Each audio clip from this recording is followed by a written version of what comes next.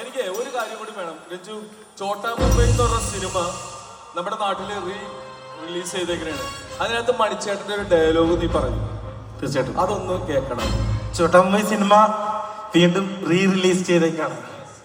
അപ്പൊ നിങ്ങൾക്ക് എല്ലാവർക്കും വേണ്ടി വില്ലൻ ഏറ്റവും നല്ല ശക്തമായ കഥാപാത്രം നടേശൻ എന്ന കഥാപാത്രത്തിന്റെ ശബ്ദമാണ് ചെയ്യാൻ പോണത്. നടേശൻ. ഓക്കെ,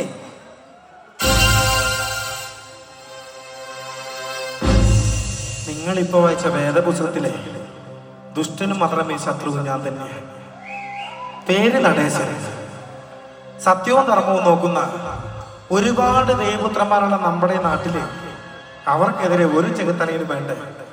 തനിക്കറിയാമോ, ഞാൻ വളരെ താഴ്ന്ന നിലയിൽ കഷ്ടപ്പെട്ട ഇതുവരെ എത്തിയത്.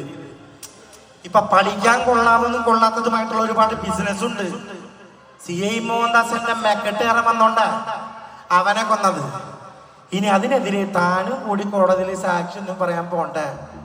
ഇനി അങ്ങനെ എന്തെങ്കിലും സംഭവിച്ചാൽ അത് ഞാൻ കൊല്ലുന്നത് തന്നെ ഇരിക്കും. നിന്റെ മരണം കണ്ട് മനസ്സൊന്ന് പിടച്ചു നിൽക്കുമ്പോ നിന്റെ മകനെ ഞാൻ കൊല്ലും. ഇത് 2 കുപ്പി കള്ളിന്റെ പുറത്ത് കൊച്ചിയിലെ ലോക്കൽ കൊണ്ടാണ് പറഞ്ഞ വാക്കല്ല. കൊല്ലെന്ന് പറഞ്ഞാൽ നടേശം കൊന്നിരിക്കും. കൊടറ. Thank you.